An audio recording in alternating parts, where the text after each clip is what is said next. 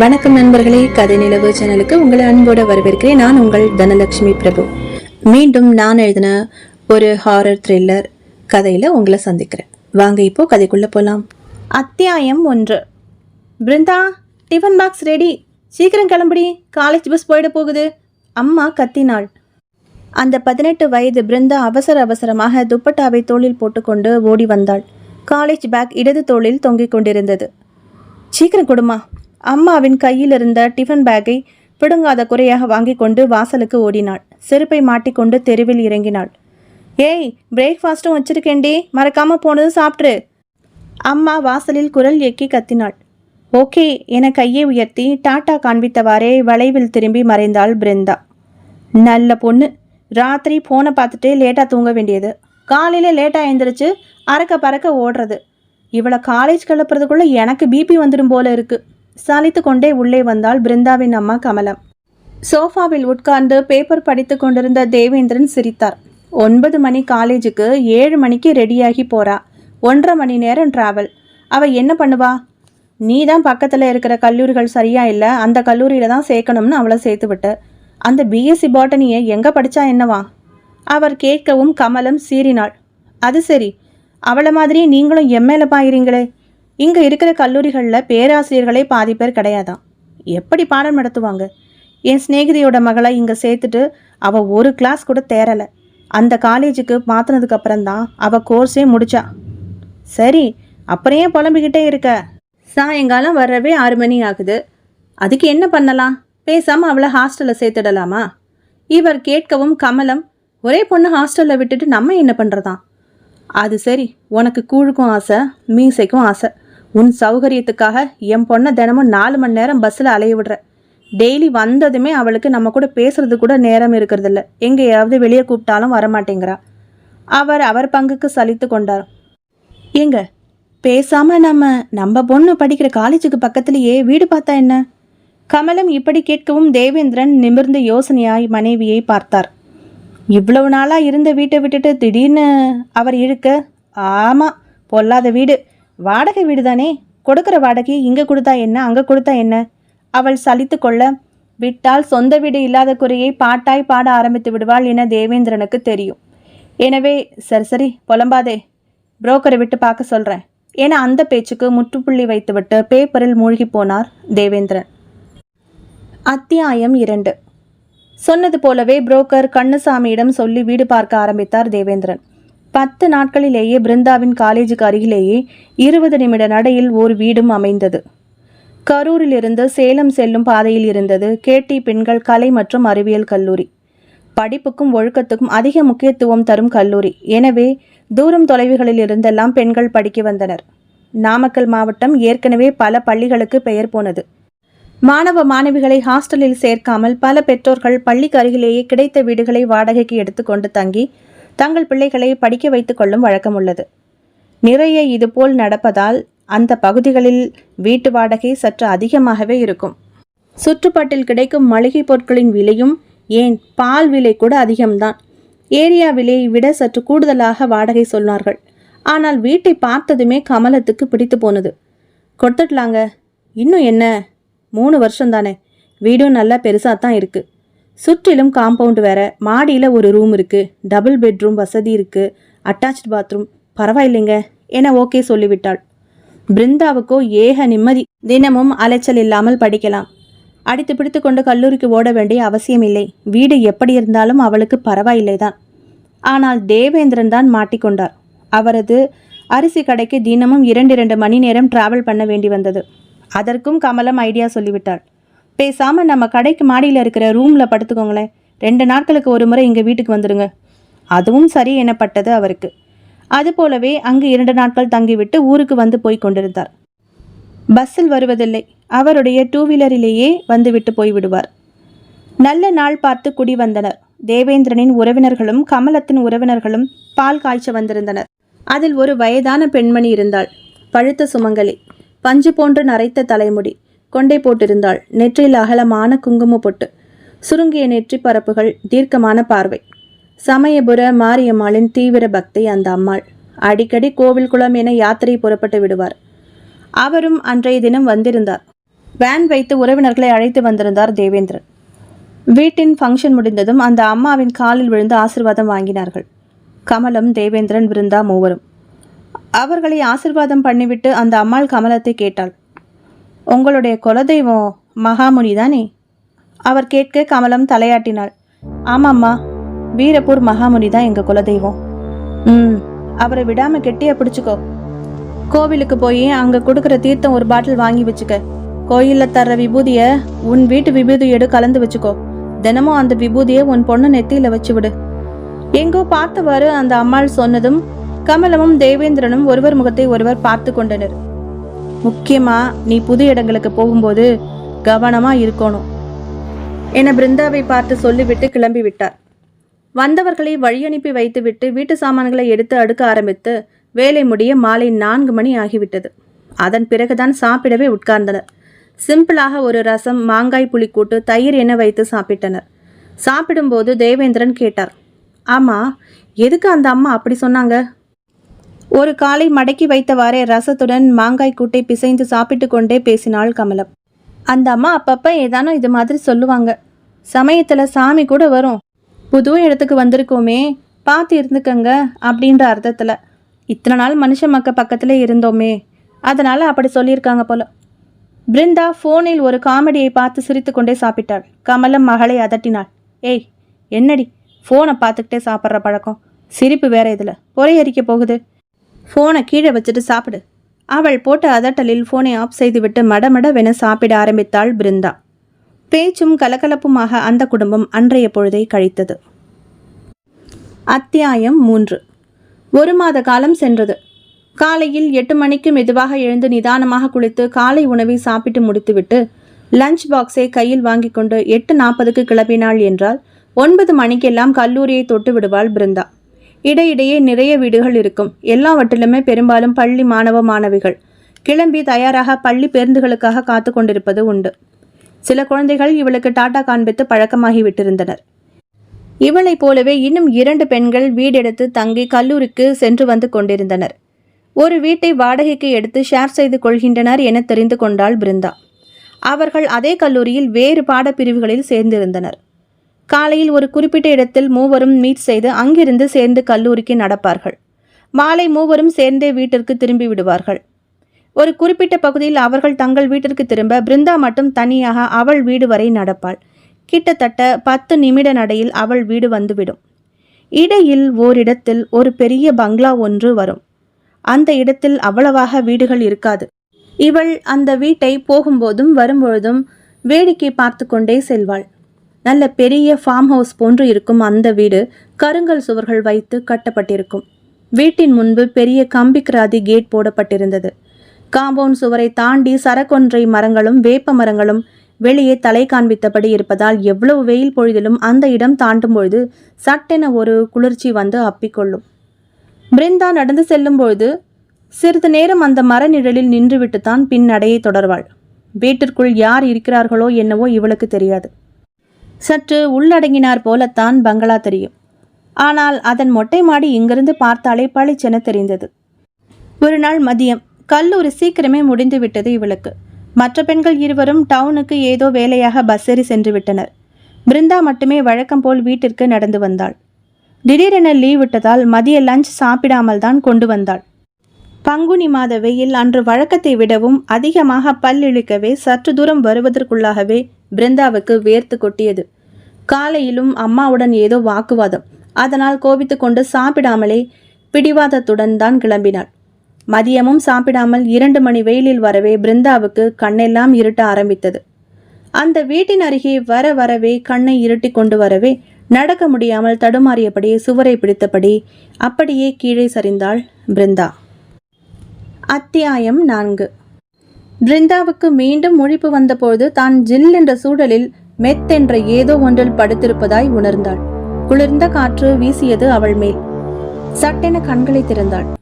அவள் முகத்தருகே வெகு அருகாமையில் நல்ல பெரிய மையிட்ட 2 கரிய விழிகள் அவளையே பார்த்து கொண்டிருந்தது.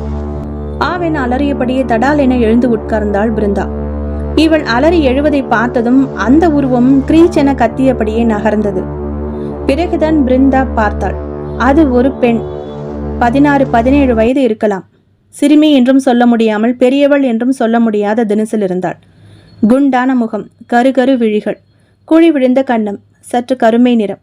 ஆனாலும் பளிச்சென இருந்தாள். தாவணியை 2 சுற்றாக சுற்றி பாவாடையில் முடிச்சு போட்டு மேலாக்கை மூடியிருந்தாள். நிறைய ரப்பர் வளையல்கள் அணிந்திருந்தாள். கழுத்தில் ஓர் சிவப்பு கயிறு, காதுகளில் பிளாஸ்டிக் கம்மல். அலறி எழுந்த பிருந்தாவை பயத்துடன் பார்த்தாள் அந்த பெண். பிருந்தாவுக்கு நிம்மதி மூச்சு வந்தது. சி, இந்த சின்ன பொண்ணையா பார்த்து பயந்தோ? சிறிது வெட்கம் கூட வந்தது அவளுக்கு. ஏன் அக்கா அப்படி அலர்னீங்க? நான் பயந்தே போயிட்டேன் தெரியுமா என ராகம் இழுத்தாள் அந்த பெண். பிருந்தா கண்களை சுழல விட்டவாறே அந்த இடத்தை பார்த்தாள். அவள் இருந்தது ஒரு வீட்டின் வராண்டாவின் தரையில். இங்கு எப்படி வந்தோம் யோசித்தவளுக்கு சற்று முன் தனக்கு மயக்கமாக வந்தது நினைவுக்கு வந்தது. அந்த வீட்டின் வராண்டாவில்தான் அந்த பெண் தன் மடியில் அவளை படுக்க வைத்திருந்தாள் போலும். அப்பொழுது ஒரு குரல் வீட்டினுள் இருந்தவாறே பேசிக்கொண்டே வெளியில் வந்தது. வேலைக்கார அம்மாள் போன்ற தோற்றம். கையில் சாப்பிட்ட தட்டுடன் வந்து கொண்டிருந்தாள் அவள். என்னம்மா, முழிச்சிட்டிங்களா? நல்ல பொண்ணு போங்க. இந்த வெயில்ல கொடை எடுத்துக்கிட்டு வரலாம்ல. மயக்கடிச்சு விழுந்துட்ட. நல்ல வேளை தாமினி பார்த்துட்டா. ஓடியாந்து ஒரு அக்கா வாசல்ல மயங்கி விழுந்து கிடக்குறாங்கன்னு சொன்னதும் வந்து பார்த்தோம். சுய நினைவு இல்லாமல் கிடந்த நீங்க 2 பேரும் உங்களை எழுப்பி தூக்கியாந்து இங்கனையே போட்டோம் என்றவாறே, இந்தம்மா சாப்பிடு. ஆகாரம் ஒன்றும் திங்கலையா? முகமெல்லாம் வாடி போயிருக்குதே என சாப்பாட்டு தட்டை நீட்டினாள் அந்த பெண்மணி. பிருந்தா தயக்கத்துடன் மறுத்தாள். இல்லை வேணாம். அட சும்மா சாப்பிடுக்கா. எங்கள் அக்கா ராமம்மா சமையல்லாம் அப்படி இருக்கும். இப்பொழுது பேசி அவள் அந்த தாமினி. இல்லை, எங்கிட்டயே சாப்பாடு இருக்குது என்றபடி தன் டிஃபன் பாக்ஸை எடுத்து காட்டினாள். அப்போ சரி, இங்கனே உட்காந்து 2 பேரும் சாப்பிடுங்க. நான் பின்னாடி தோட்டத்துக்கு தண்ணீர் பாய்ச்ச போயிருக்கிற என் புருஷனுக்கு சாப்பாடு கொண்டு கொடுத்துட்டு வர்றேன் என்று விட்டு சாப்பாடு தட்டை தாமினி முன் வைத்து விட்டு, இதை நீ சாப்பிட்றீ என சொல்லிவிட்டு வீட்டினுள் நுழைந்தாள் அந்த பெண். பாதி சாத்திய கதவின் இடையில் தெரிந்த ஹாலை பார்த்தாள் பிருந்தா. பெரிய ஹால் அது. நடுவே சிகப்பு கம்பளம் விரித்த பெரிய மாடிப்படிகள் மேலே சென்று 2ஆக பிரிந்தது. அதன் மையத்தில் ஜமீன்தார் கெட்டப்பில் ஒரு பெரியவர் படம். அங்கங்கே தென்பட்ட அறைகளின் மேலே எருமை தலைகள், மான் தலைகள் உயிருடன் இருந்து இவளை பார்ப்பதை போன்று இருந்தது. பயத்துடன் பிருந்தா தலையை வேறுபுறம் திருப்பிக் கொண்டாள். வெளியிலிருந்து பார்த்ததை விட கிட்டக்க அந்த வீடு இன்னும் பெரிதாக தெரிந்தது. ஆனால் அதன் பிரம்மாண்டம் அவளுக்கு வியப்பை தவிர அச்சத்தை கொடுத்தது. இந்த வீட்டில் ஏதோ ஒன்று சரியில்லை என பயத்துடன் அவள் உள்மனம் சொல்லியது. என்ன அக்கா, பயந்துட்டீங்களா? தாமினியின் குரல் கச்சிதமாக கேட்கும். திடுக்கிட்டாள் பிருந்தா. என்ன சொல்ற? அதான் அந்த எருமத்தலையை பார்த்து பயந்துட்டீங்களா? நானும் வந்த போத நான் அதை பார்த்து பயந்துட்டேன். அதை பார்த்தா நம்மளையே பார்த்து முறைக்கிற மாதிரியே இருக்கும். அந்த பக்கம் நான் தலையே திருப்புறதில்ல. அப்புறம் பழக பழக சரியாயிடுச்சு. தலையை அசைத்து அசைத்து தாமினி சொன்ன விதத்தில் பிருந்தாவுக்கு சிரிப்பு வந்தது. கேட்டாள், நீ இங்க வேலை பார்க்குறியா என்ன? ஆமால்ல.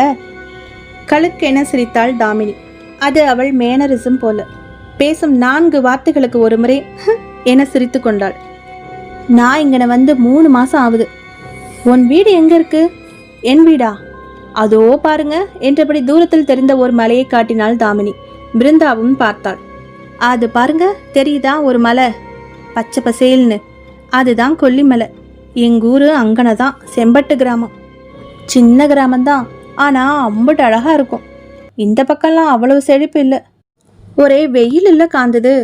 ஏதோ இந்த வீடு தான் மரமும் செடியுமா பசுமையாக இருக்குது.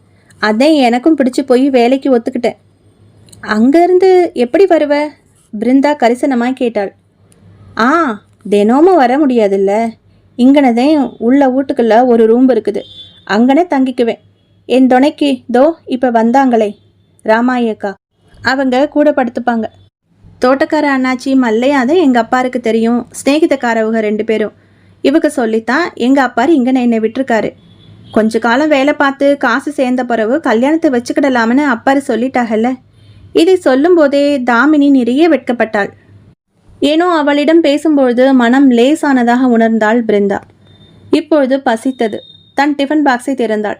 காலையில் சண்டையிட்ட அம்மா அதை சமையலில் காட்டவில்லை. பட்டாணி புலாவ் செய்து உருளைக்கிழங்கை பொன்னிறமாக வறுத்து மசாலா தூவி இருந்தாள். அவளுக்கு பிடித்த டிஷ். புன்னகை மலர்ந்தது அவள் முகத்தில். வாசனை மூக்கை துளைத்தது. அம்மாடி, எவ்வளோ வாசமாக இருக்கு உங்கள் சாப்பாடு. மூக்கை உறிஞ்சி இழுத்தாள் தாமினி. பிருந்தா டிஃபன் பாக்ஸை அவள் புறம் நகர்த்தியவாறே சொன்னாள். எடுத்துக்கோ, எங்கள் அம்மா சமைச்சது சூப்பராக இருக்கும். தாமினி சற்று தயங்கினாள். நான் எடுத்துக்கலாமா? உங்கள் வீட்டில் ஒன்றும் சொல்ல மாட்டாங்களே. அவள் கேட்ட விதத்தில் இவளுக்கு சிரிப்பு வந்தது. அதெல்லாம் யாரும் ஒன்றும் சொல்ல மாட்டாங்க, நீ சாப்பிடு. இவள் சொல்ல அவள் முகத்தில் சின்ன குழந்தையின் உற்சாகம்.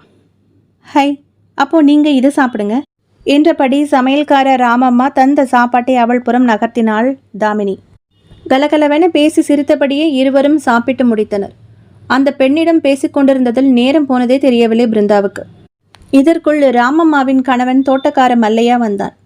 அவள் பின்னாலேயே ராமம்மா. பிருந்தாவை கண்கள் இடுங்க பார்த்தான் மல்லையா. புருவம் சுளித்தான். ஆறது? மனைவியிடம் விசாரித்தான். அவள் விவரம் சொன்னாள். பங்களாக்குள்ள 6 புது மனுஷங்களை பெரிய ஐயா அனுமதி இல்லாமல் விடக்கூடாதுல்ல, போக சொல்லு. அதான் கண்ணு முழிச்சிட்டால. வெளியாளுகளை அந்த தாமினி பொண்ணுக்கிட்ட பேச விடக்கூடாதுன்னு தெரியுமில்ல. கோபமாய் சீறினான் அவன். ராமம்மா முகத்தை திருப்பினாள். அட, சொன்னாகத்தான். அதுக்காண்டி மனுஷ மக்க கூட பழகாம எப்படி அந்த பொண்ணு இருக்கும்? எத்தனை நாள் தான் நம்ம மூஞ்சியவே பார்த்துக்கிட்டு கிடக்கும்? அவள் கேட்க மல்லையா ஒரு பெருமூச்சு விட்டான். இதோ பாரு, நம்ம 2 பேருக்கும் சோறு போடுறது ஐயாதே. அவர் என்ன சொல்கிறாங்களோ அதான் நமக்கு வேதம். சொன்னதை செய். அந்த பொண்ணை இங்கேருந்து கிளப்பு.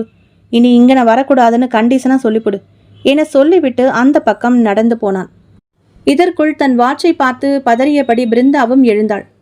அச்சச்சோ, டைம் ஆயிடுச்சே, அம்மா திட்டுவாங்க என்றபடியே அப்போ நான் வரேங்க்கா என சொல்லிக்கொண்டு கிளம்பினாள். கிளம்பியவள் சற்று தூரம் நடந்திருப்பாள். அவளை அக்கா என்ற தாமினியின் குரல் நிறுத்தியது. திரும்பி பார்த்தாள். தினமும் இங்கன வரீங்களா? என் கூட கொஞ்ச நேரம் பேசி இருந்துட்டு போகலாம். எனக்கு பொழுதே போவதில்லை. உங்களுக்கு நிறைய பழம் பறிச்சு தாரேன். அங்கிட்டு பாருங்க, மா, கொய்யா, நாவல், நெல்லிக்காய், சப்போட்டா எல்லாம் இருக்குது. அந்த டால போவ நிறைய பூ பூத்திருக்கும். நிறைய ரோசா பூவெல்லாம் பெருசு பெருசாக இருக்கும். பறிச்சு தாரேன். குழந்தையாய் அவள் ஆசை காட்டி கேட்கவும் புன்னகைத்தபடி தலையாட்டி விட்டு சென்றாள் பிருந்தா. அவள் இவ்வாறு போவதை ஒரு ஓரமாய் நின்று பீடியை புகைத்தபடி நின்று பார்த்து கொண்டிருந்தான் தோட்டக்காரன் மல்லையா. அவன் முகத்தில் பலமான யோசனை. அத்தியாயம் 5. அடுத்து வந்த நாட்களில் தாமினியும் பிருந்தாவும் நெருங்கிய தோழிகளாயினர். தினமும் காலை அரை மணி நேரம் முன்னதாகவே கிளம்பி விடுவாள் பிருந்தா. அம்மாவிடம் ஸ்பெஷல் கிளாஸ் என சொல்லிவிட்டாள். மாலையும் அந்த பங்களாவிற்கு சென்றுவிட்டு தாமினியுடன் தோட்டம், வாய்க்கால் என கை கோர்த்து உலாத்தி விட்டுத்தான் திரும்புவாள். மல்லையாவின் சிடுசிடுப்பை அவர்கள் சட்டை பண்ணவில்லை. தன் கூட வந்து கொண்டிருந்த தோழிகளிடம் மட்டும் விஷயத்தை சொல்லிவிட்டு அவர்களை போக சொல்லிவிட்டாள் பிருந்தா. இப்படியாக 3 மாத காலம் ஓடியது. இடையில் பிருந்தாவின் சொந்த ஊரில் திருவிழா என்பதால் 1 வார லீவில் ஊருக்கு சென்று விட்டாள். தாமினி அந்த 1 வாரத்திற்கே கண்ணீர் விட்டாள். அக்கா, சீக்கிரம் வந்துடுங்க. எனக்கு இங்கன என்னமோ ஒத்தையில் படுக்க பயமாக இருக்குது. ராமம்மா அக்கா என் கூட தினமும் துணைக்கு படுத்துக்கிறாக தான். இருந்தாலும் என் மனசில் என்னமோ ஒரு பயம் கனமாக இருக்குது. அவள் சொன்னதும் செல்லமாக அவள் கன்னத்தை தட்டினாள் பிருந்தா. ஏ லூசு, இவ்வளோ பெரிய இடத்துல என்ன பயம்? 1 வாரத்தில் நான் வந்துடுவேன். சரி, வரும்போது நான் உனக்கு என்ன வாங்கிட்டு வரட்டும்? பிருந்தா இப்படி கேட்டதும் தாமினி சட்டென சிரித்தாள். கண்களில் ஆசை மின்ன, சொன்னா வாங்கிட்டு வருவீங்களா என்றாள். சொல்லு, என்னால் முடிஞ்சா என் பட்ஜெட்டுக்குள்ளே வந்தால் கட்டாயம் வாங்கியாரே. சற்று தயக்கத்துடன் தாமினி கேட்டாள். அன்னைக்கு ஒரு நாள் வீட்டில் விசேஷம்னு ஒரு துணி உடுத்தி இருந்தீங்களே, சாம்பலும் குங்கும கலருமா, நல்ல பளபளன்னு சரிகை மின்ன. அது போலவே நல்ல சேப்பு கலரில் எனக்கு துணி வாங்கி தருவீங்களா? அவள் கேட்கவும் பிருந்தா யோசித்தாள். என்ன ட்ரெஸ் அது? ஞாபகம் வந்தது. அன்று கௌரி நோன்பு என மெரூன் கலர் பட்டு தாவணியும் ஆஷ் கலர் பட்டு பாவாடையும் அதே நிற பிளவுஸுமாக அணிந்து வந்திருந்தாள். அன்று அதையே தொட்டு தொட்டு பார்த்து கொண்டிருந்தாள் தாமினி. எம்புட்டு அழகா இருக்கீங்க என்று வேறு சொன்னாள். கிழிந்த பழைய ஜனதா உடையை புடவை போல சுற்றி இருக்கும் தாமினிக்கு பளபளவென்ற பட்டு பாவாடை அணிய ஆசை இருப்பதில் வியப்பென்ன? பிருந்தாவை விட தாமினி சற்று வயதில் சிறியவள் தானே. புன்னகைத்தபடியே அவளது முகவாயை பிடித்து ஆட்டினாள் பிருந்தா. ஓகே மேடம், கட்டாயமா நீ கேட்ட சிகப்பு கலர்லேயே பாவாடை தாவணி எடுத்துட்டு வரேன். அதுக்கு மேட்சாகவே காது தோடு வளையலும் கூட எடுத்துகிட்டு வரேன். அதை போட்டுட்டு ஜம்முன்னு ஃபோட்டோவுக்கு போஸ் கொடு. அதை அப்படியே உன் மாமனுக்கு அனுப்பிடலாம். அதை பார்த்து மயங்கி உடனே தாலியும் கையுமா வந்து இறங்கிட மாட்டாரு. பிருந்தா சிரித்தபடி சொல்லவும் தாமினியின் கன்னம் வெட்கத்தில் மினுமினுத்தது. கருப்பழகையின் அழகு மென்மேலும் கூடினார் போன்று இருந்தது. அவளிடம் விடை பெற்றுக்கொண்டு ஊருக்கு கிளம்பி போன பிருந்தா 10 நாட்கள் கழித்து திரும்பினாள். வந்ததுமே செமஸ்டர் எக்ஸாம் வேறு ஆரம்பித்து விட்டதால் அவளுக்கு மூச்சு விடக்கூட நேரமில்லாமல் போனது. போகும்போதும் வரும்போதும் பங்களாவை பார்த்து கொண்டுதான் நடந்தாள். உண்மையிலேயே சீக்கிரமாகத்தான் கல்லூரிக்கு கிளம்ப வேண்டியிருந்தது. வழக்கமாக அந்நேரத்திற்கெல்லாம் வாசல் கேட்டை பிடித்து கொண்டே இவள் வரவுக்காக நின்றிருப்பாள் தாமினி. ஆனால் வந்து இந்த ஒரு வாரத்திற்கு அவள் கண்ணில் படவே இல்லை. தவிரவும் வாசல் போர்ட்டிகோவில் கார்கள், ஜீப் என நின்று கொண்டிருந்ததால் இவளால் உள்ளே போய் விசாரிக்கவும் முடியவில்லை. அதற்கு நேரமும் இல்லை. ராமம்மாவும் மல்லையாவும் கூட கண்ணில் படவில்லை. இப்படி இருக்கையில் ஒரு நாள் இன்று எப்படியும் தாமினியை பார்த்து அவள் ஆசையாக கேட்ட சிகப்பு நிற பட்டு பாவாடை தாவணியை கொடுத்து விடுவது என முடிவு செய்து அதை கையோடு தன் காலேஜ் பேக்கில் போட்டு எடுத்து வந்திருந்தாள் பிருந்தா. மாலை கடைசி தேர்வு முடிந்து சில நாட்களுக்கு கல்லூரி விடுமுறையும் விடப்பட்டிருந்தது. தோழிகளிடம் விடைபெற்று கொண்டு நேராக பங்களாவிற்கு வந்தாள். வாசலில் ஒரே ஒரு நீல நிற எர்டிகா கார் மட்டும் நின்றிருந்தது. சற்று தூரத்தில் வேக வேகமாக அருகிலிருந்த கெஸ்ட் ஹவுஸை விட்டு மல்லையா வெளியே வருவது தெரிந்தது. அவனை பார்த்தது முகமலர்ந்தாள். கேட்டுக்கு வெளிப்புறம் நின்றபடி அவனை பார்த்து கையசைத்து கூப்பிட்டாள் பிருந்தா. அங்கிள். அவள் அடைப்பதை கேட்டு திரும்பி பார்த்த மல்லையா முகம் துணுக்குற்றது. வேக வேகமாக நடந்து கேட் அருகே வந்து நின்றான். கதவை திறக்காமலேயே கேட்டான், என்ன? குரல் ஏன் வந்தா என கேட்காமல் கேட்டது. இவளுக்கும் புரிந்தது. இருந்தாலும் பொருட்படுத்தாமல், தாமினி இல்லையா? அவ எங்கே? ஆர்வமாக விசாரித்தாள். அவகிட்ட இது கொடுக்கணும் என்றவாறு தன் பேக்கிலிருந்து அந்த துணி பார்சலை எடுத்தாள். மல்லையாவோ சுற்றுமுற்றும் பார்த்தபடி, இந்த பாருமா, உங்ககிட்ட நான் பல முறை சொல்லியிருக்கேன், இந்த பங்களாவுக்குள்ளே வராதேன்னு, போயிடு இங்கிருந்து. அதை கேட்டதும் பிருந்தா புருவம் சுருக்கினாள். சற்று கோபம் கூட வந்தது. சரி, நான் இனிமே இங்கே வரல, இந்த துணியையாவது அவள்கிட்ட கொடுத்துடுங்க. அவள் சொல்ல மல்லையா மறுத்தான். அதெல்லாம் அந்த புள்ள இங்கன இல்லை, அதுவும் அப்பா வந்து கூட்டிக்கின்னு போயிட்டான். நீ இனிமே இங்கன வராத. முகத்தில் அடித்தார் போல அவன் சொல்லி கொண்டிருக்கும்போதே பங்களாவின் மாடி அறையிலிருந்து ஒரு பெண்ணின் தீனமான அலறல் சத்தம் கேட்டது. அது தாமினியின் குரல். அத்தியாயம் 6. பங்களா மாடியிலிருந்து கேட்ட அலறல் சத்தம் போக நினைத்து திரும்பிய பிருந்தாவை சட்டென நிறுத்தியது. திரும்பினாள். அது தாமினியின் குரல் போல இருக்கே. இதற்குள் மல்லையா வேர்த்து வழிந்தவாறே திரு திருவென விழித்தபடி நின்றிருந்தான். பிருந்தா வேகமாக கேட் அருகே வந்து நின்றாள். யார் அப்படி அலர்னது? யார் இருக்கா உள்ள? தாமினி வாய்ஸ் மாத்தியே இருக்கே. கதவை திறங்க, நான் உள்ள வந்து பார்க்கணும். சந்தேகமும் கோபமும் ஏறுகிற குரலில் பிருந்தா கேட்கவும் மல்லையா தனிந்த குரலில், பங்களா முதலாளியம்மாவுக்கு உடம்பு சரியில்லை, சித்த சுவாதீனம் இல்லாம கிடக்குறாங்க, அதை இங்கன கொண்டு வந்து வைத்தியம் பார்க்கறாங்க. அந்த பொண்ணெல்லாம் எப்பமோ போயிடுச்சு. இப்போ ஒரு உண்மையை உங்ககிட்ட சொல்றேன். அந்த பொண்ணை அவன் அப்பெல்லாம் கூட்டிக்கிட்டு போகல, அது எவன் கூடயோ ஓடி போயிடுச்சு. அவன் சொல்லவும் பிருந்தா அதிர்ந்தாள். என்ன சொல்றீங்க? ஆமா, உண்மையத்தான் சொல்றேன். பங்களாவுக்கு எலக்ட்ரிக்கல் வேலை பார்க்க வந்த பையன் கூட பழக்கமாயிடுச்சு. செத்த நாள்ல சொல்லாம கொள்ளாம அவன் கூட ஓடி போயிடுச்சு. அவங்க அப்பனும் அது மாமனும் இது தெரிஞ்சு அவளை தலை முழுகிட்டானுங்க. எனக்கு வேற கெட்ட பேரு. இப்படி ஒரு குணம் கெட்ட பெண்ணை வீட்டு வேலைக்கு வச்சது ஏன் தப்பு தான். இது நடந்து 15 நாளைக்கு மேலே ஆச்சு.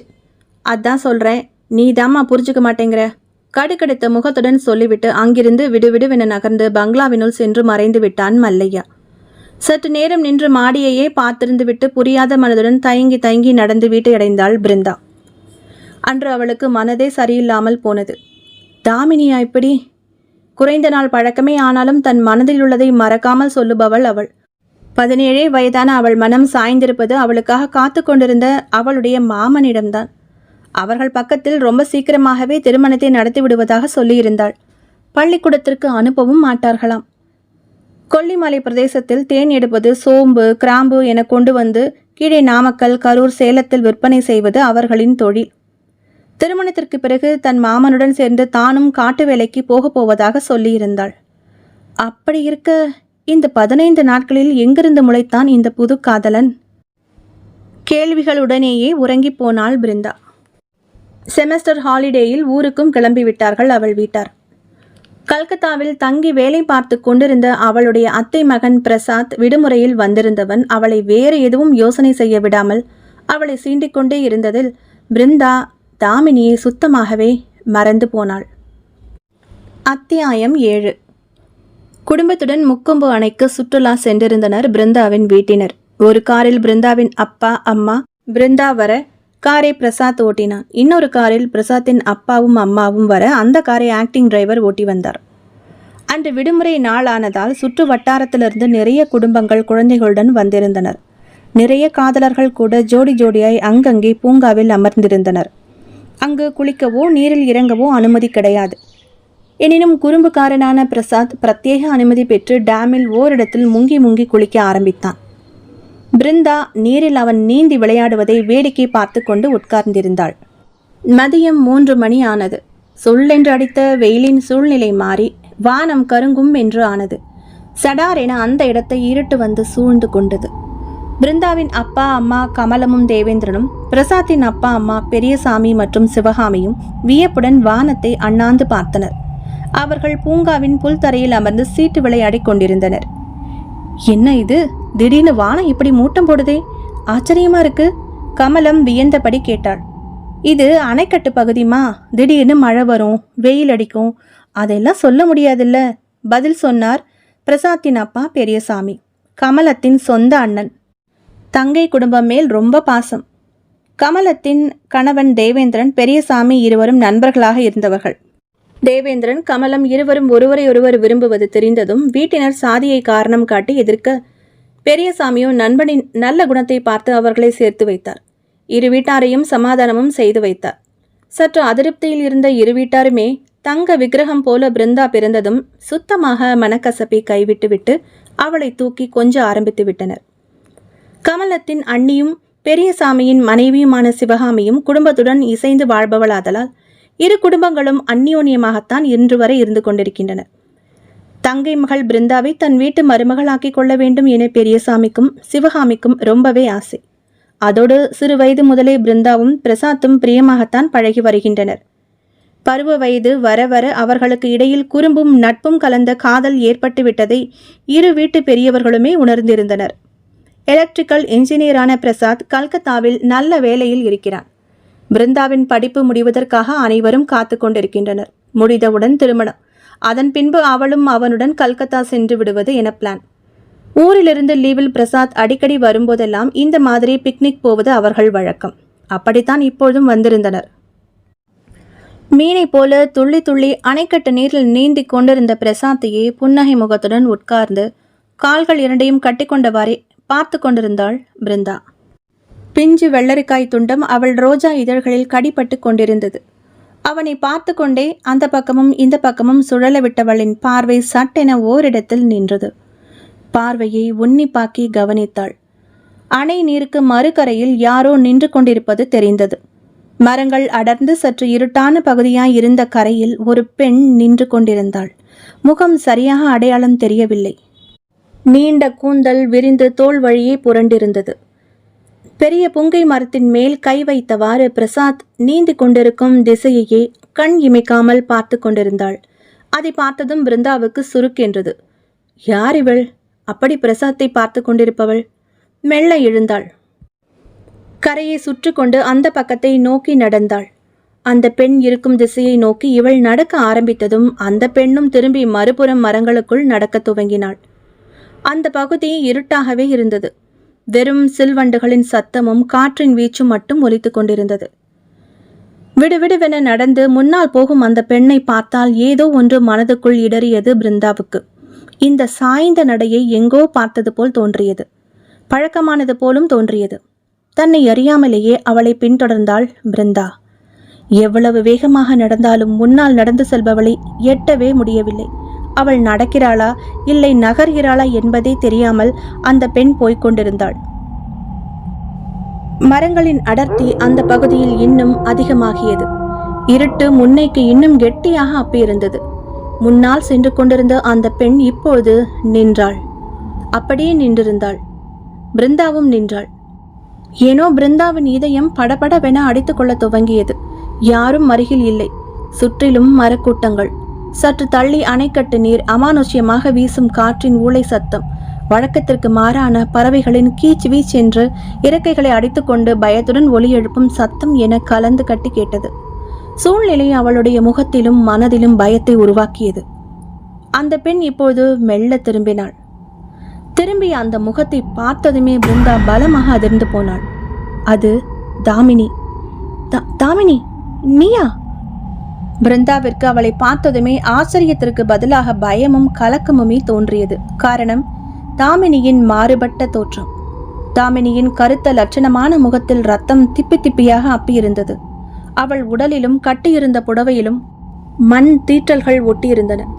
நெற்றியில் வழிந்த ரத்தம் ஒரு பக்க கண்களின் வழியாக கன்னம் தாடை என ஒழுகி கீழே அவள் புடவையில் சொட்டி அதனை சிவப்பாக்கிக் கொண்டிருந்தது. தாமினி, அலறிவிட்டாள் பிருந்தா. என்ன இது கோலம்? ஏன் இப்படி நிக்கிற? கேட்க நினைத்தாள். ஆனால் அவளால் பேச முடியவில்லை. உதடு அசைய மறுத்தது. தாமினி ஒரு பக்கமாக தலையை சாய்த்தபடி அவளையே பார்த்து கொண்டிருந்தாள். பார்த்தவாறே மெதுவாக மெதுவாக பிருந்தாவை நோக்கி நகர ஆரம்பித்தாள்.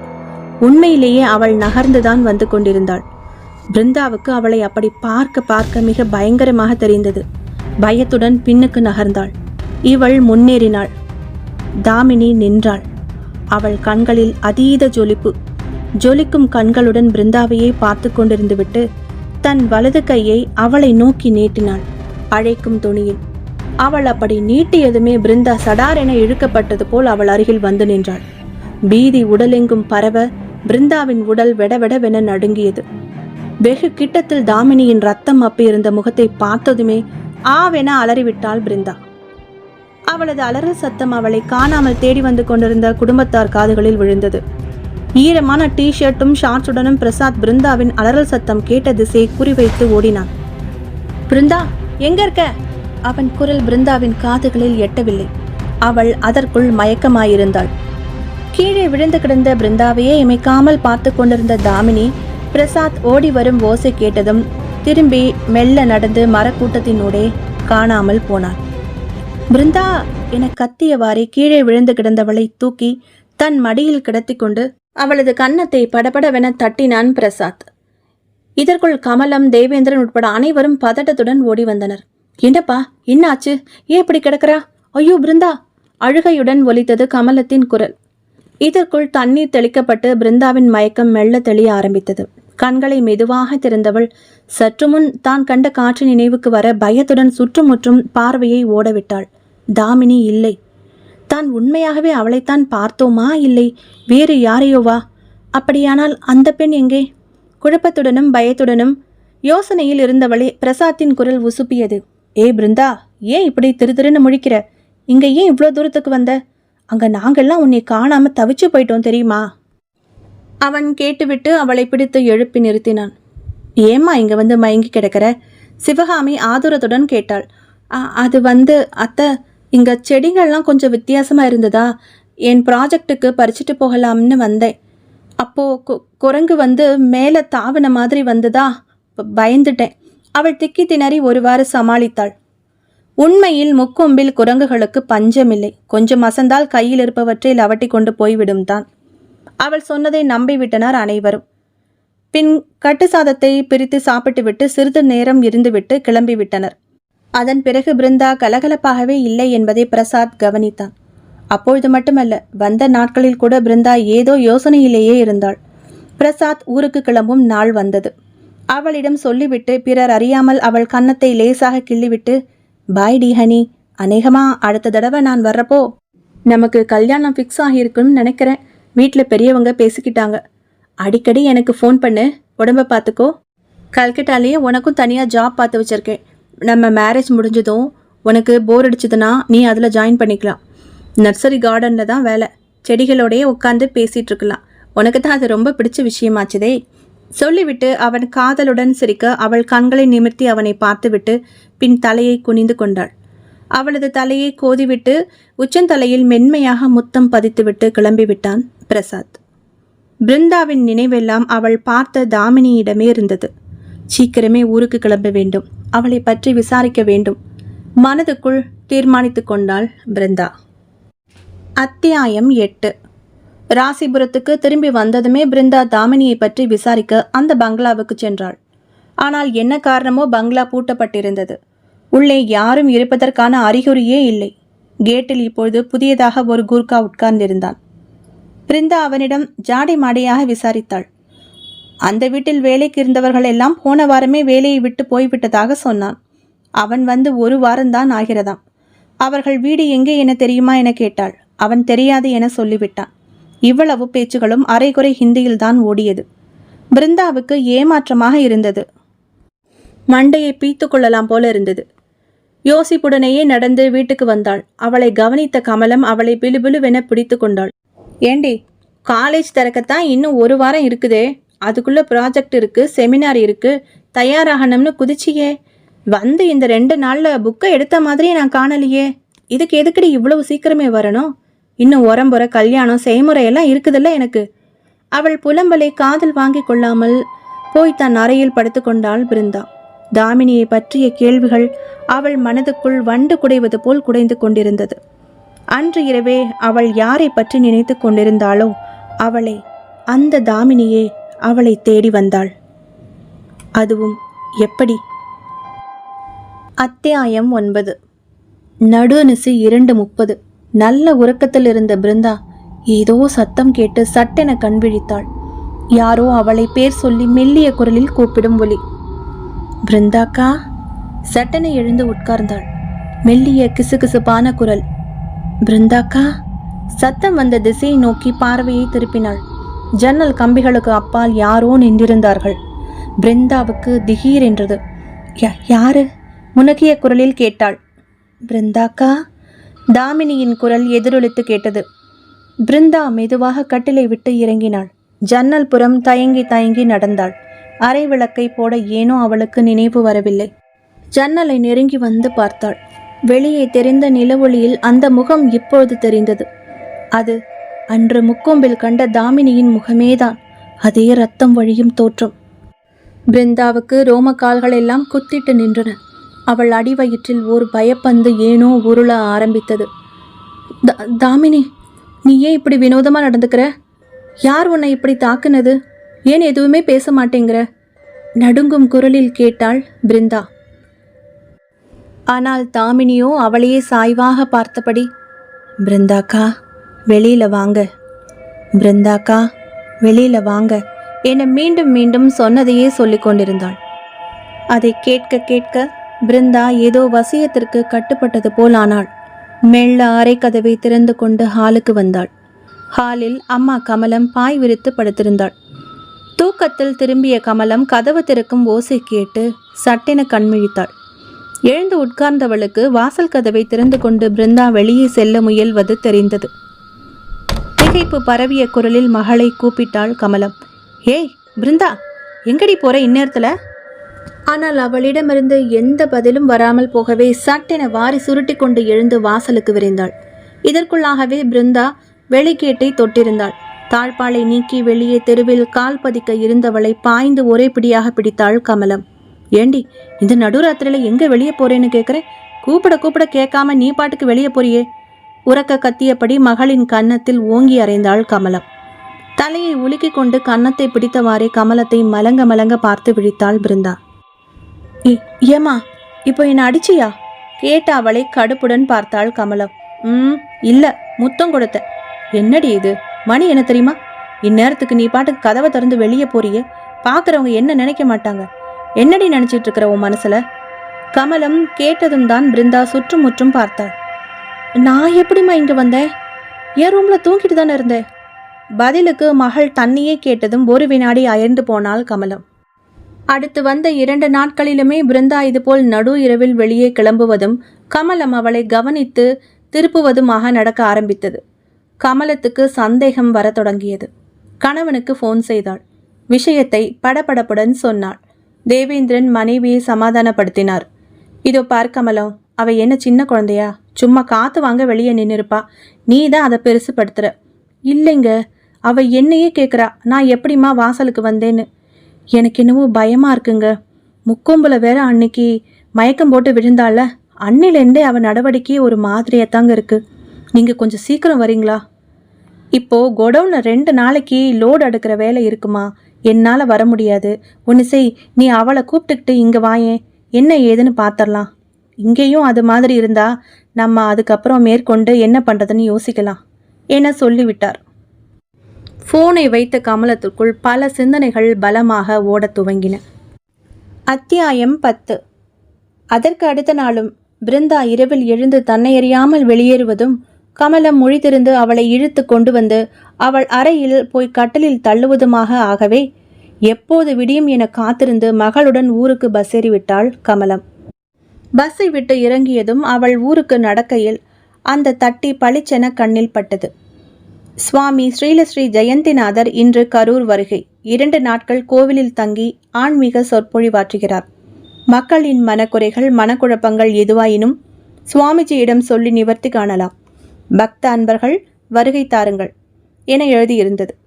அதை பார்த்ததுமே சட்டென கமலத்தின் கண்களில் ஒரு மாற்றம். இந்த ஜெயந்திநாதரை பற்றி அவள் நிறைய கேள்விப்பட்டிருக்கிறாள். கேட்டவரை எந்த நெகட்டிவ் விமர்சனங்களும் அவர் மீது இல்லை. மகளின் இந்த திடீர் நடவடிக்கைகளை எப்படி எடுத்துக்கொள்வது என புரியாமலிருந்த அவளுக்கு இந்த சுவாமிஜியை போய் சந்தித்தால் என்ன என தோன்றியது.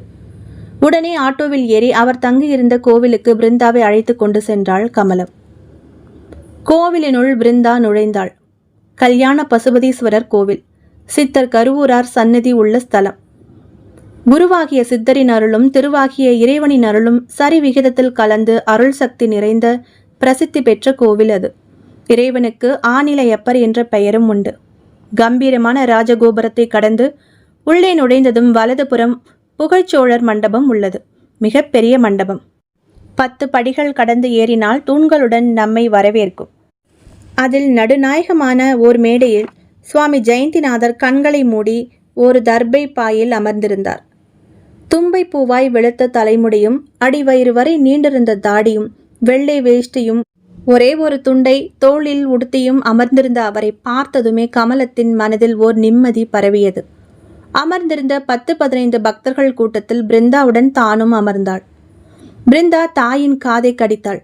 அம்மா, என்னம்மா ஊருக்கு போகாம இங்க கோவிலுக்கு வந்திருக்கியே, அதுவும் ஒரு சாமியாரை பார்க்கறதுக்கு. உனக்கு தான் அவங்களையெல்லாம் பிடிக்காதே. உண்மைதான். கமலத்துக்கு மட்டுமல்ல, பிருந்தாவுக்குமே இந்த சாமியார்கள் மதகுருக்கள் மேல் நம்பிக்கை இருந்ததில்லை. மக்களுக்கும் இறைவனுக்கும் இடையில் இவர்கள் வேறு இடையிட்டு குட்டையை குழப்புவதாக அவளுக்கு தோன்றும். கடவுள் என்ற விஷயத்தில் கூட பிருந்தாவுக்கு பெரியதாக பக்தியோ ஈடுபாடோ இல்லை. சுவாமி கும்பிடும்பொழுது வந்து நிற்க சொல்வாள் அம்மா. கோவிலுக்கு போகும்போது கன்னத்தில் போட்டுக்கோடி என்பாள். இவளும் போட்டுக்கொள்வாள். அதிலும் கசகசவென மணிக்கணக்காக வரிசையில் நிற்க வேண்டும் என்றால் பிருந்தாவுக்கு அலர்ஜி. வரமாட்டேன் என சொல்லி வீட்டிலேயே இருந்து விடுவாள். அவளை பொறுத்தவரையில் தெய்வ நம்பிக்கை மற்றும் அது சார்ந்த வழிபாடுகள் என்பது சட்ட திட்டங்களுடன் வாழ நம் முன்னோர் வகுத்து வைத்த புனிதமான சடங்கு, அவ்வளவுதான். ஆத்திகமும் இல்லை, நாத்திகமும் இல்லை. ஆனால் கமலம் அப்படியெல்லாம் இல்லை. வீட்டில் அமாவாசை, பௌர்ணமி, பிரதோஷம் போன்றவற்றை பார்த்து பார்த்து செய்வாள். விரதம் இருப்பாள். வருடத்தில் ஒரு நாள் கௌரி நோன்பு இருப்பாள். பூஜை அறையில் கலசம் வைத்து அதை தேவியாக ஆவாகனம் செய்து எளிய முறையில் வழிபடுவாள். அது அவள் தாய் வீட்டு வழிபாட்டு முறை. கணவனின் தீர்காயுள், சௌமாங்கல்யம், குழந்தைகளின் சௌக்கியம், படிப்பு, தொழில் என எல்லாவற்றிற்கும் சேர்த்து செய்யப்படும் பெண்கள் செய்யும் மங்கள பூஜை அது. அதெல்லாம் கமலம் வீடு மாறினாலும் கடந்த 2 வருடங்களாக தொடர்ந்து செய்து கொண்டுதான் இருக்கிறாள். இன்னும் ஒரு வாரத்தில் கௌரி நோன்பு வரவிருக்கின்றது. இந்த சூழ்நிலையில்தான் பிருந்தாவுக்கோசரம் சாமியாரை பார்க்க வந்திருக்கிறாள். கமலத்துக்கே தனக்கு ஏன் அப்படி தோன்றியது என தெரியவில்லை. உள்ளுக்குள் ஒரு குரல், சுவாமிஜியை பார் என ஒலித்ததை அவள் நினைத்து பார்த்து கொண்டாள். ஆச்சரியமாக கூட இருந்தது. சாமியார் ஜெயந்திநாதரை சுற்றிலும் 4 சீடர்கள் அமர்ந்து கைகளை குவித்த வண்ணம் அமர்ந்திருந்தனர். பக்தர்கள் பலரும் அவ்வாறே பத்மாசனமிட்டு கைகளை கூப்பி கண்களை மூடி உட்கார்ந்திருந்தனர். அந்த இடமே ஒருவித அமைதியில் இருந்தது. அவ்வப்போது அருகிலிருந்த கோவிலில் கருவறையில் காட்டும் ஆரத்தி மணி ஓசை மட்டும் ஒலித்து கொண்டிருந்தது. கூச்சலும் ஆர்ப்பாட்டமும் ஜெயந்திநாதரை பொறுத்தவரையில் தேவையில்லாத ஒன்று. நீ எங்கு எந்த நிலையில் இருந்து அமைதியாக இறைவனை நினைத்தாலும் அது அவருக்கு கேட்கும் என்பார். நீ உச்சரிக்கும் ஒவ்வொரு நாமாவும் அவரை அசைத்து பார்க்கும். உனக்கு தேவையானதை நீதான் இறைவனிடம் கேட்டு பெற வேண்டும். அவனுக்கு நிறைய வேலைகள். உன்னை போன்றோரை கவனிப்பதே அவன் வேலை. நாமும் நமக்காக அவனிடம் முறையிடலாம். அதற்கு இடையில் யாருமே தேவையில்லை என்பார். என்னிடம் சொல்வதை விட இறைவனிடம் சொல்லுங்கள். நான் சொல்வதை விட அவனுக்கு நீங்கள் கேட்பது உடனே கேட்கும் என்பார். தேவையில்லாமல் கூட்டம் கூடுவதை விரும்ப மாட்டார். அடிக்கடி திருவண்ணாமலைக்கு சென்று மலையில் ஓரிடத்தில் தியானத்தில் அமர்ந்து விடுவார். பர்வதமலையை மணிக்கணக்கில் வலம் வருவார். மாதத்தில் பல நாட்கள் உபவாசமும் மௌன விரதமும் மேற்கொள்வார். முக்கியமாக தனக்கென ஒரு குழு பெயரோ மடத்தின் பெயரோ தேவையில்லை என தவிர்த்து விட்டவர். சுவாமி, உங்களுக்கு பிறகு சிஷ்யர்கள் உங்கள் பெயரை சொல்ல வேண்டாமா என பக்தர்கள் பவ்யமாக கேட்டால் ஓர் அரை சிரிப்போடு நிறுத்தி கொள்வார். தேவையில்லாமல் யாரையும் சீடர்களாக ஏற்றுக்கொள்வதில்லை அவர்.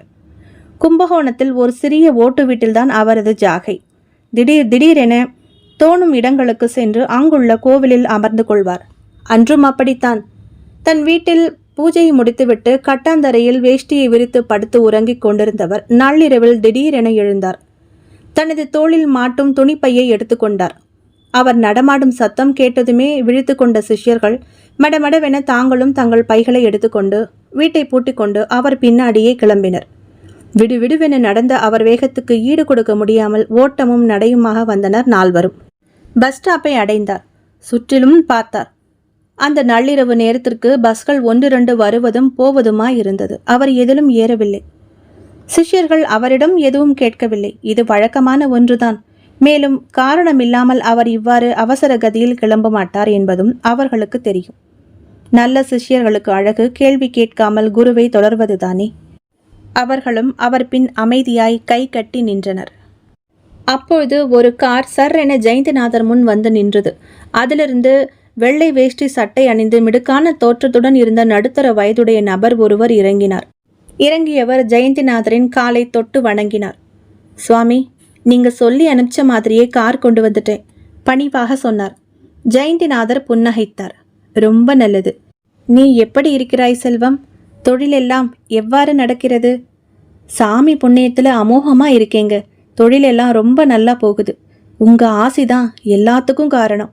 அன்னைக்கு மட்டும் சரியான சமயத்தில் நீங்க வரலனா நான் இந்நேரம் என்றபடி ஓர் தழுதழுப்புடன் நிறுத்தினார். ஜெயந்திநாதர் சிறு கண்டிப்புடன் சொன்னார். அதையெல்லாம் இனி நினைக்காதே. உன்னை நம்பு, இயற்கையை நம்பு, அங்கு பரவி இருக்கும் இறை சக்தியை நம்பு.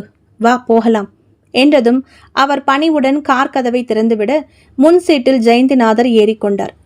சத்யா, அவர் அழைக்க சீடர்களில் ஒருவன் ஓடி வந்தான். இளைஞன், லட்சணமான முகம். உனக்கு காரோட்ட தெரியும் இல்லையா? தெரியும் சுவாமி. சரி, நீ காரை ஓட்டு. மற்ற மூவரும் காரின் பின் இருக்கையில் ஏறிக்கொள்ளுங்கள் என்றதும் மற்ற சீடர்கள் பின் சீட்டில் ஏறிக்கொள்ள சத்யா காரை கிளப்பினார். ஜெயந்திநாதர் பவ்யமாய் வெளியே நின்றிருந்த செல்வம் என்று அந்த நபரை பார்த்து புன்னகைத்தார். செல்லும் வேலை முடிந்ததும் உனது வாகனம் உன்னிடத்தில் வந்து சேர்ந்துவிடும், சரிதானே என்றதும் அவர் சரிங்க சாமி என்று நின்ற இடத்திலிருந்தே வில் போன்று வளைந்து வணங்கினார். கார் கிளம்பியது. கார் சற்று தொலைவில் சென்றதும் கரூர் ஈஸ்வரன் கோவிலுக்கு வண்டியை விடு சத்யா என்றார் அவர். அப்படி திடீரென கிளம்பியவர்தான் கோவிலினுள் அமர்ந்து தியானத்தில் இருக்கிறார் இப்பொழுது. மிகச் சரியாக பிருந்தாவும் கமலமும் புகழ்ச்சோழர் மண்டபத்தினுள் நுழைந்து ஓரிடத்தில் அமரவும் அவர் கண்கள் திறக்கிறார். அவரது பார்வை சுழன்று அவர்கள் இருக்கும் இடத்தை அடைந்ததும் அவர்கள் மேலேயே, குறிப்பாக பிருந்தாவையே தீர்க்கமாய் பார்த்தார். அவருடைய பார்வை அவள் மேலேயே ஆணி அடித்தார் போல் நின்றது. அவர் முகத்தில் சலன ரேகை நெளி நெளியாய் ஓட ஆரம்பித்தது. அத்தியாயம் 11. சிறிது நேரம் ஆன்மீக உரையாற்றிவிட்டு பக்தர்களை சந்திக்க ஆரம்பித்தார். வரிசையாகவும் அமைதியாகவும் அன்பர்கள் வந்து அவர் பாதங்களை தொட்டு வணங்கி அவர் தந்த மலர் பிரசாதத்தை பெற்றுக்கொண்டு நகர்ந்து கொண்டிருந்தனர். சிலர் கண்களில் நீருடன் தங்கள் பிரச்சனைகளை கூறுவதும் இவர் அதற்கு ஏதோ ஆறுதலாகவும் பரிகாரமாகவும் சொல்வதும் என நிமிடங்கள் கரைந்து கொண்டிருந்தன. வரிசையில் நின்றிருந்த பிருந்தா நெளிந்தாள். அம்மா, கமலத்தை அழைத்தாள். என்னடி, இன்னும் எவ்வளோ நேரம் இப்படியே நகர்றது? எனக்கு ரொம்ப டயர்டா இருக்கு, வீட்டுக்கு போகலாம். சன்னமான எரிச்சல் மண்டிய குரலில் கேட்ட மகளை பார்த்து அடிக்குரலில் சீறினாள் கமலம். பேசாம வாடி, சினிமா தியேட்டரில் மணிக்கணக்காக கியூவில் நிற்கிறதுக்கும் ஊர் சுற்றுறதுக்கும் மட்டும் கால் வருது. கோவிலில் நிற்க முடியலையோ? நிற்கிறதே ஒன்னாலதான், பேசாம வா. கமலம் கோபத்துடன் சொல்லவும் கப்பென அடங்கிவிட்டாள். இதற்கு மேல் பேசினால் வீட்டிற்கு போன பிறகும் அர்ச்சனை ஓயாது என தெரியும். இதற்குள் இவர்கள் முறை வந்தது. தன் எதிரில் நின்ற தாயையும் மகளையும் ஒரு கணம் ஏறிட்டார் ஜெயந்திநாதர். சாமி என கமலம் ஏதோ சொல்ல ஆரம்பிக்கவும் அவளை கை அமர்த்திவிட்டு, நீங்கள் இருவரும் சிறிது நேரம் காத்திருங்கள் என சொன்னதும் கமலமும் பிருந்தாவும் ஒருவரையொருவர் பார்த்து கொண்டனர். சீடர்களில் ஒருவன் அவர்களிடம் வந்து, வாங்கம்மா, அதோ அங்கே உட்கார்ந்துருங்க, சுவாமி சிறிது நேரத்திலேயே வருவார். அவர் சொன்னால் கண்டிப்பாக ஏதாவது விஷயம் இருக்கும் என அழுத்தி கூறவும் அதற்கு மேல் ஏதும் கேட்க தோன்றாமல் சற்று தூரத்தில் போய் அமர்ந்து விட்டனர் இருவரும். பிருந்தா கமலத்திடம் அடிக்குரலில் விழித்தாள். இதுக்குத்தான் நான் வரமாட்டேன்னு சொன்னேன். இனி இவர் வந்து என்ன சொல்ல போறாரோ? நல்லா இருக்கிற மனசை ஏதாவது சொல்லி குட்டையை குழப்ப போறாரு. புலம்பிய பிருந்தாவை பார்வையால் அடக்கினாள் கமலம். இருந்த 4-5 பேரையும் பார்த்துவிட்டு இவர்களிடம் திரும்பினார் ஜெயந்திநாதர். சைகையால் அவர்களை அருகில் அழைத்தார். அவர்களும் எழுந்து அவர் அருகில் வந்தனர். தரையை காட்டினார். அமருங்கள். உட்கார்ந்தனர். சாமி, என் பொண்ணு என ஆரம்பித்து சமீப காலமாக பிருந்தா இரவில் நடந்து கொள்வதை கலக்கத்துடன் சொன்னார் கமலம். கண்கள் மூடி உன்னிப்பாக அதை செவிமடுத்தவர் கண்களை திறவாமலேயே கேட்டார். அந்த கேள்வி பிருந்தாவை நோக்கி இருந்தது. காவேரி நதி தீரத்திலே நீ மாயரூபம் கண்டு பின் மயங்கி விழுந்தாயா? பொட்டில் அடித்தது போல் இருந்தது அவர் கேட்டது. பிருந்தா மிரண்டாள். கமலம் பதைத்தாள். சாமி, நீங்க சொன்னது உண்மைதான். ஆனா அது என்ன மாயரூபம்? இருங்கள், நீ பேசுமா? பிருந்தாவை பார்த்து கேட்க அவள் கலக்கத்துடன் தலையசைத்தாள். ஆமா சாமி என்றாள். ஆமா சாமி, முக்கொம்பு அணைக்கட்டு போயிருந்தப்போ திடீர்னு இவளை ஆளை காணோம். தேடி பார்த்தப்போ கரையில மயங்கி விழுந்திருந்தா. எழுப்பி விவரம் கேட்டோம். குரங்க பார்த்து பயந்து மயங்கிட்டதா சொன்னான். ஆனா அதுக்கப்புறம்தான் இப்படி நடுராத்திரியில எழுந்து வெளியே போறா. தடுத்து நிறுத்தி கேட்டா தனக்கு எதுவுமே தெரியலன்னு சொல்றா. கமலம் படபடவென அடுக்கினாள். ஜெயந்திநாதர் பிருந்தாவை பார்த்தார். நீ முக்கொம்பில் பார்த்ததும் இரவில் வீட்டிற்கு வெளியே பார்த்ததும் ஒரே காட்சிதானா? அவர் பட்டென கேட்க பிருந்தா தயங்கியவாறே தலையசைத்தாள். ஜெயந்திநாதர் மறுத்து தலையாட்டினார். அவையெல்லாம் உண்மையல்ல, மாய தோற்றங்கள். நீ எதை பற்றி அதிகமாக சிந்திக்கிறாயோ அது உன் கண்முன்னே உருவம் எடுத்து வந்து நின்று உன்னை குழப்பத்தில் ஆழ்த்தும். மனதை சமநிலையில் வைத்திரு. இரவில் யார் துணையும் இன்றி வெளியே செல்லாதே. அதிமுக்கியமாக சிநேகிதம் என வந்து யார் கூப்பிட்டாலும் செல்லாதே. ஆனா சாமி, நான் பார்ப்பது என் தோழியைத்தானே. அவள்தான் என் முன்னே வந்து என்னை கூப்பிடுகிறாள். நான் அவளிடம் நோக்கி செல்ல நினைக்கும் போதெல்லாம் நடந்து மறைந்து போய்விடுகிறாள். பிருந்தா சொல்வதை கேட்டு பகீர் என்றது கமலத்துக்கு. அடி பாவி மகளே, என்கிட்ட இதை சொல்லவே இல்லையே என்ற ரீதியில் மகளை கோபத்துடன் பார்த்தாள். என்னோட சிநேகிதை திடீர்னு காணோம். அவள் எங்கேன்னு தெரியல. அவளை பற்றி ரொம்ப யோசிச்சதுனால தான் எனக்கு அவள் உருவம் அடிக்கடி கண்ணில் தெரிகிறாப்புல இருக்குன்னு நினைக்கிறேன். பிருந்தா பேச ஜெயந்திநாதர் புன்னகைத்தார். பின் எதுவும் பேசாமல் தன் கழுத்தில் அணிந்திருந்த அந்த ஸ்படிக மாலையை கழற்றினார். அதை வலது கையால் பிடித்து கண்களில் ஒற்றிக்கொண்டே ஏதோ தியானித்தார். பின் அதை பிருந்தாவை குனிய சொல்லி அவள் கழுத்தில் போட்டுவிட்டாள். இது மற்றவருக்கு வெறும் மாலை. ஆனால் உன்னை பொறுத்தவரையில் இது உன்னை காக்கும் கவசம். எக்காலத்திலும் எந்த சூழ்நிலையிலும் இதை கழட்டக்கூடாது. நான் இங்கு வந்ததே இதை உனக்கு வழங்கத்தான். இது என் அப்பன் ஈசனின் கட்டளை. அவனை தரிசித்துவிட்டு பிறகு நீங்கள் செல்லுங்கள் என சொல்லிவிட்டு கண்களை மூடி மீண்டும் தியானத்தில் அமர்ந்து விட்டார் ஜெயந்திநாதர். கலக்கத்துடனும் குழப்பத்துடனும் அவரை வணங்கிவிட்டு கோயிலை விட்டு வெளியே வந்தனர் இருவரும். சாமி கோவிலுக்குள்ள போக சொன்னாரே. கமலம் யோசனையுடன் உள்ளே மீண்டும் நுழைய முயல பிருந்தா அவளை தடுத்தாள். இன்னும் எங்கம்மா போற? கோவிலுக்குள்ளடி, சாமியை பார்க்க சொன்னாரே. பிருந்தா சலிப்பாக சொன்னாள். ஏமா, எப்போ வேணாலும் வந்து பார்த்துக்கலாம். உள்ள பாத்தியா? இன்னைக்கு எவ்வளோ கூட்டம்னு. என்னாலெல்லாம் நிற்க முடியாது. எனக்கு பசிக்குது. நான் போகிறேன். நீ வேணா இருந்து சாமி கும்பிட்டுட்டு வா. அவள் சொல்லியபடி எதிரில் வந்த ஆட்டோவை அழைக்க அதுவும் அரை வட்டமடித்து இவர்கள் அருகில் நின்றது. பிருந்தா ஆட்டோவில் ஏறினாள். வேறு வழியின்றி கமலமும் ஏற வேண்டியதாயிற்று. ஆட்டோவில் ஏறியவாறே கோவில் கோபுரத்தை பார்த்து கண்களை மூடி பிரார்த்தித்தாள் கமலம். சாமி, என் பொண்ணுக்கு துணையா நீங்க தான் இருக்கணும். அதே நேரம் உள்ளே மண்டபத்தில் தியானத்தில் அமர்ந்திருந்த ஜெயந்திநாதர் கண்களை திறந்தார். அவர் உதடு மெல்ல முணுமுணுத்தது. விதி வலியது என்ற அவர் இதழில் ஒரு விரக்தி புன்னகை. நண்பர்களே, இதனுடைய இறுதி பாகம் இன்னொரு பதிவில் வெளியிடுறேன். அதுவரை எங்கேயும் போக வேண்டாம். கதை நிலவோடு இணைந்திருங்கள். நன்றி, வணக்கம்.